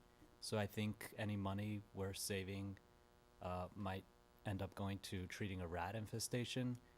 I tried to request a second garbage bin and was given an immediate response within 5 minutes that I need to wait 60 days, and then there will be an inspection that I need to pass in order to gain the privilege of getting a second garbage bin.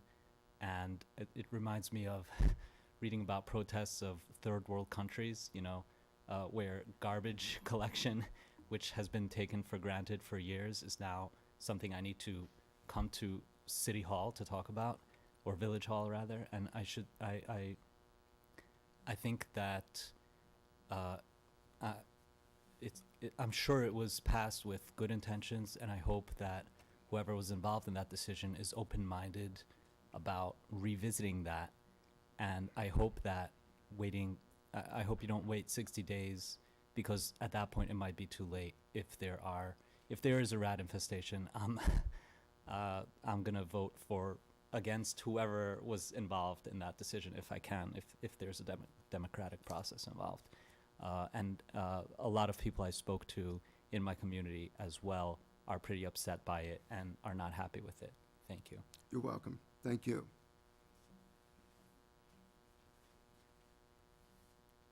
Hi, I'm Shelley Pat. I just wanted to thank the Village Board for taking this important first step in guaranteeing that affordable housing will exist in Skokie.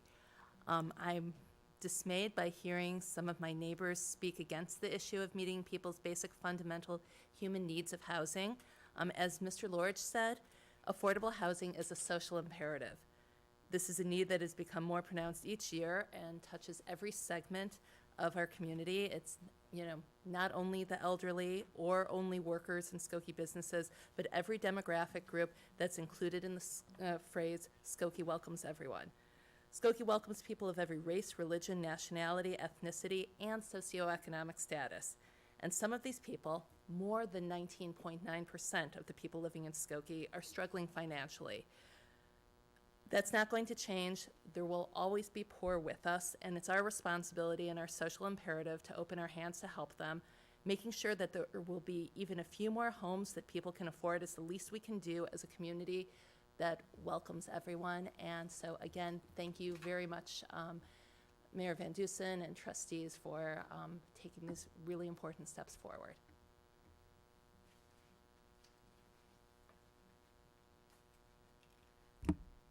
I'm still Lauren Grodnicki, but now I'm speaking as the leader of Daisy Girl Scout Troop 47462, who visited Village Hall a week and a half ago on May 4th, and Trustee Setger took her time and she came here, she gave a tour, she organized a tour, she brought in the Director of Health and Human Services, and so I wanted to,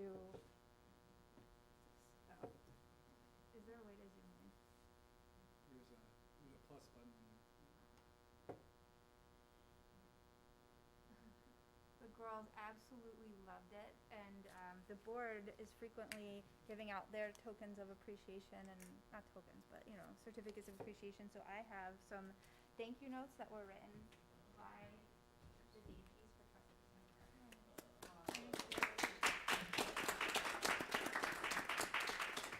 It was my pleasure, and they all fought over that mayor seat. Yes, And they love the microphones, guys. Yes, currently this is a picture of my daughter coming for your seat, Mayor, but I think Yuri was up there for a while too. So, thank you. Thank you. Thank you, Lauren. Perfect way to end a meeting. Thank you. Trustee Sutker, I move we adjourn. thank you.